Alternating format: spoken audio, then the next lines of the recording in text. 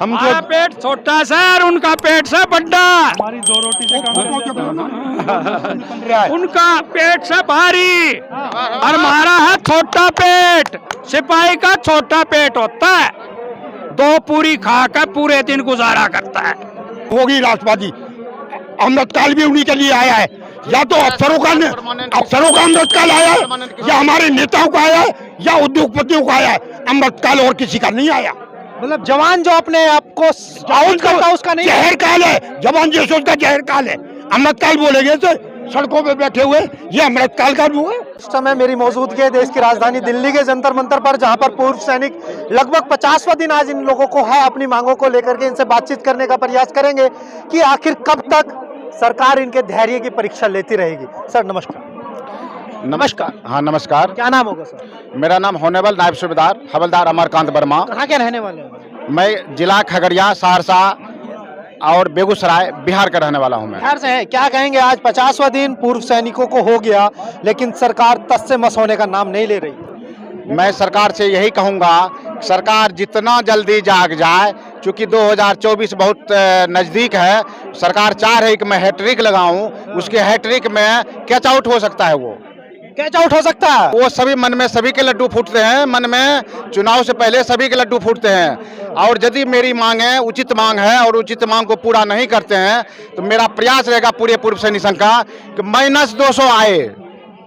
Sir JCO जवान होते कौन है? मैं एक तो जो साहब से पूछ रहे थे ना, उसका उत्तर देना चाहूँगा। मैं देना एमएनएस के बारे में, एमएस के बारे में देना, लेकिन मैं आपसे पूछ रहा हूँ जेसीओ जवान जो होते हैं उस पर बात करेंगे। जेसीओ जवान जो होते हैं वो होते कौन है, और उनका जो हमारी आर्मी है उसमें कार्य क्षेत्र क्या रहता, काम क्या रहता? अरे भैया, जवान से लेकर सूबेदार मेजर तक यही असली सेना है, यही लड़ाकू सेना है, यही लड़ती है। अधिकारी पीछे होता है, और कहीं युद्ध वगैरह होता है, पेंट खराब कर लेता है वो पीछे। और लेकिन मेडल जो है, शहीद होते हैं हम, जवान जैसे शहीद होता है, मेडल उसके सीने पे लग जाते। वो फोटो देखो, उसमें क्या है, वो जा रहे हैं जवान लड़ाई के लिए, वो सलूट मार रहा है। किस लिए मार रहा है? शाबाश, बहादुर, शाबाश, लड़ाई लड़ो, शहीद हो जाओ, और मेरे कंधे पर यहाँ मेडल आ जाएंगे। यही सत्य है। उनको वीरता पुरस्कार मिलेगा। मैं हर युद्ध के आंकड़े दिखा सकता हूँ, हर युद्ध के आंकड़े हैं। 60% से ज्यादा मेडल हमारा अधिकारी ले जाए और रहता पीछे है। लेकिन मेहनत जेसीओ जवान करते हैं। लड़ाई ये लड़ते हैं, ऑपरेशन में ये होते हैं, हर क्षेत्र में ये होते हैं। अफसर कहाँ होता है? अफसर देखा कहीं? जाओ एक बार, जो किसी ऑपरेशन में जहाँ आतंकवादियों से इनकाउंटर हो रहा हो, अफसर कहीं पीछे छिपा होगा किसी उसके पीछे। अब वो एकाधक जो है, अब या तो अपनी गलती से जाएगा, जो बोलते था शहीद हो गया, अपनी गलती से मरेगा वो। मैं तो साफ लफ्जों में बोलता हूँ भाई। उसकी खुद की ट्रेनिंग कमजोर होने के कारण,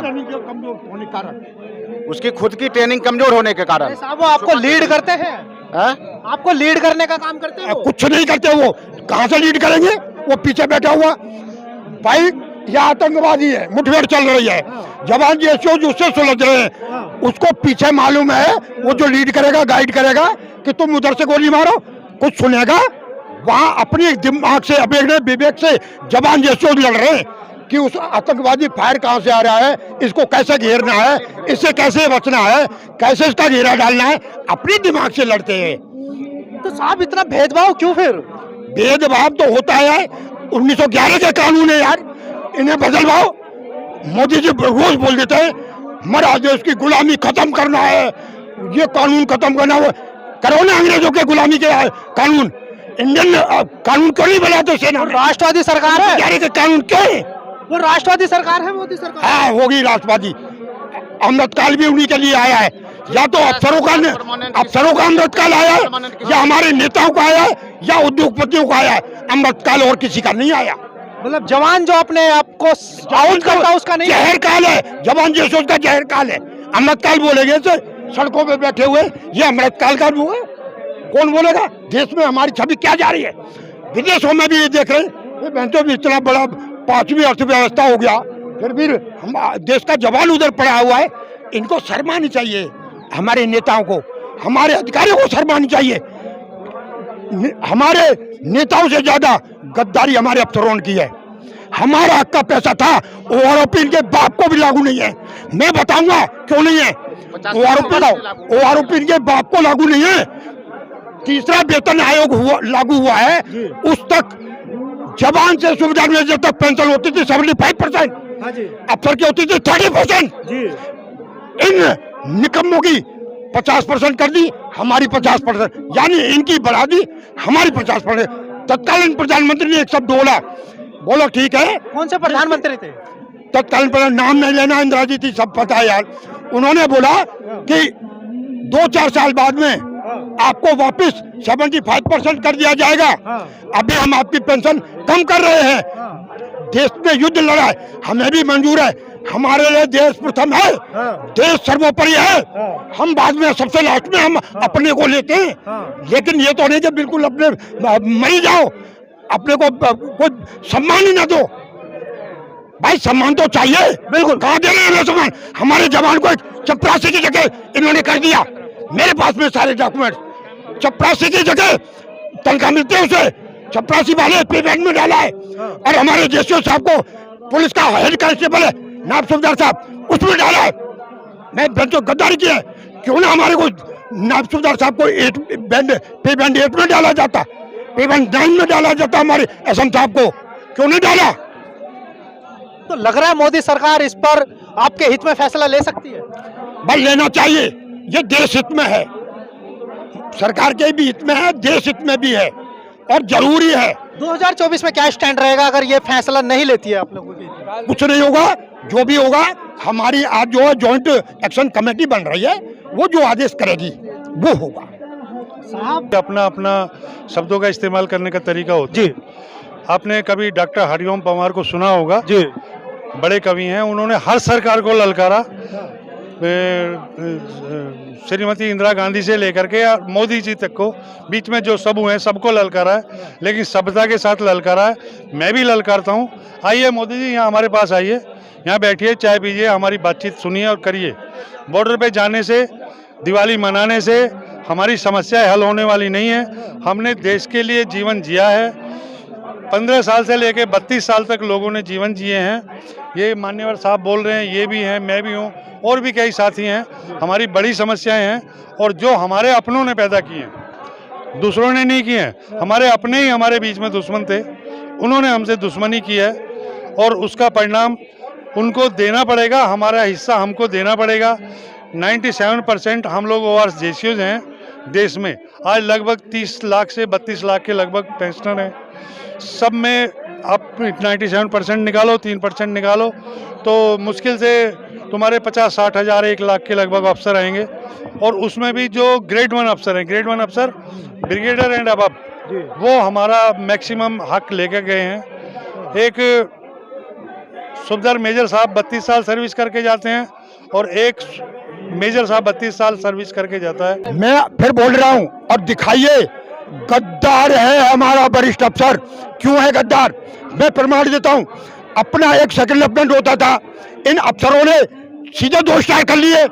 एक नायब सूबेदार है, उसका नहीं होना चाहिए, जो पुलिस के 2 स्टार के बराबर होता नहीं होता है। पीबीओआर जो है, पीबीओआर शब्द ये गद्दार लाए। हमारे को जो है पेंशन, जो छठा वेतन आयोग है, इन्होंने बोला जेसीओज गस्टेड नहीं है, हमारे को हेड कांस्टेबल के बराबर डाल दिया नायब सूबेदार को। तो सब ये गद्दारी नहीं है? उनको तो हमारे पक्ष में बोलना था, जबकि हम हैं, गलत भी झूठ भी नहीं बोलना था कि हाँ गस्टेड है, ये तो बोलना था। तो गस्टेड की जगह लाना था। हमारे जेसीओ रैंक है, तहसीलदार, बीडीओ, कुलपति जो है, जो सिविल के, जो सिविल कॉलेज है, उनके कुल सचिव, कुलपति, बहुत सारे रैंक है। मैं अभी आपको दिखाता हूँ, अभी उसको डालिए। हाँ, हमारे रैंक को जो एक हेड कांस्टेबल के बराबर ला दिया।